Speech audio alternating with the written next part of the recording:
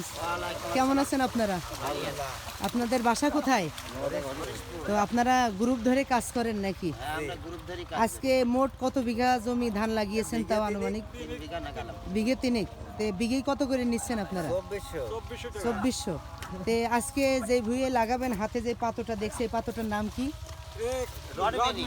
Rod mini. এটা গুছা করে কেমন?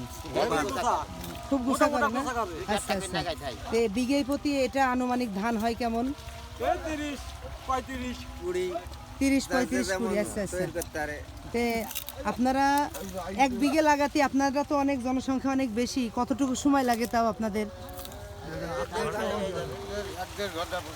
1-1.5 ঘন্টা লাগে। তো প্রতিদিন একই সাথে আসেন কাজে আর কি? যাক মাশাল্লাহ। তে আসলে হালাল উপার্জন করা বিশাল কষ্টের কাজ। তারা রোদি খেটে আজকে এই চাষিদের ধান লাগিয়ে দেয় বলে আজকে ঢাকায় বসে ওই সমস্ত চাকরিজীবী মানুষ বসে বসে ধানের ভাত খাতে পারে আর কি। আপনারা আসলে খুবই কষ্ট করেন। আপনাদের এই কষ্ট আল্লাহ পাক রব্বুল আলামিন কবুল করুক, কারণ এই কষ্ট করেন বলে আজকে চাকরিজীবী মানুষ এসি রুমের মধ্যে বসে বসে তারা হলো আপনাদের এই ফসল, আপনাদের এই চাষের কষ্টের ফসল তারা আজকে ভোগ করছে। তে প্রিয় দর্শক, আমার এই বাবাজিদের জন্য, ভাইদের জন্য দোয়া করবেন। আল্লাহ যেন তাদের হালাল পথে থেকে এইভাবে কষ্ট মাধ্যমে আল্লাহ তাআলার খুশি করতে পারে।